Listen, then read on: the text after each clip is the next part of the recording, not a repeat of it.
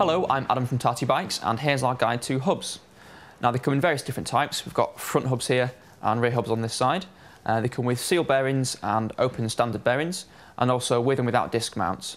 So we're just going to run through the differences between them and the advantages of each. So first off, we're going to go to front hubs. Now the one we have here is an Onza non-disc open bearing front hub. This doesn't have a disc mount on either side, so you cannot mount a disc brake rotor to this hub. And it also has standard open bearings, which are user serviceable, but the service intervals are much higher than those with the sealed cartridge bearings. So this trial disc hub, this has sealed cartridge bearings, so it's a sealed unit that you press in and out of the hub. Pretty much no maintenance throughout the life of the bearing. And it does have a disc mount on this side, so you bolt your disc rotor onto there. This hub is super lightweight, as you can probably tell from the cutouts in the hub shell. Even around the flange, all the excess weight is removed, so something like this is perfect for high-level competition riding. So moving on to the rear hubs, they come in two different widths. We've got 116mm to fit most 20-inch wheel frames, and then also 135mm to fit 26 and 24-inch frames. The first one we're going to look at is this TRALTEC 116 fixed rear hub. This has a thread on either side for fixing a fixed sprocket or a freewheel. You can either run two different size sprockets and flip your wheel around, or if you damage one of the threads, it doesn't mean the hub has to go in the bin. You can actually put a sprocket on the opposite side. That's sort of an entry-level sealed cartridge bearing hub. You can get them with the open bearings, but again, they require more maintenance. So this is a sort of level that we recommend going for because rear hubs take quite a lot of abuse in trials. Next up in the range is an Echo SL rear hub.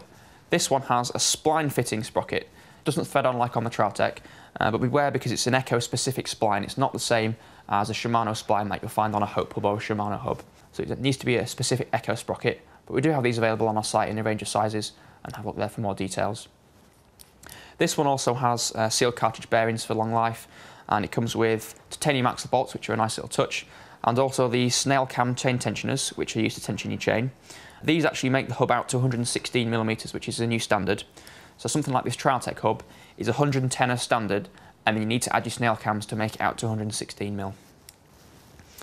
So the Hope Pro 2 Trials rear hub we've got here. Very popular, very famous rear hub, been going for a couple of years now, and a lot of riders are using these. Big axle bolts, very thick axle, and also standard disc brake mounts on the other side as well. And this one has the freewheel mechanism built into the hub shell.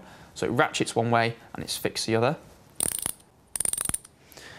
Now, as you can probably hear from that little demo, there are lots of engagement points inside this hub. It has 48 engagement points per revolution, and some hubs go as high as 72. But all the hubs and freewheels we have on our site have their amount of engagement points listed, so it helps you make an informed choice. So that concludes our rundown of hubs, apart from one minor detail.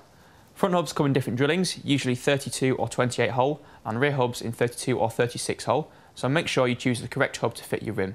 Further information is on our site about every single hub, but if you do need any more help, just give us a shout.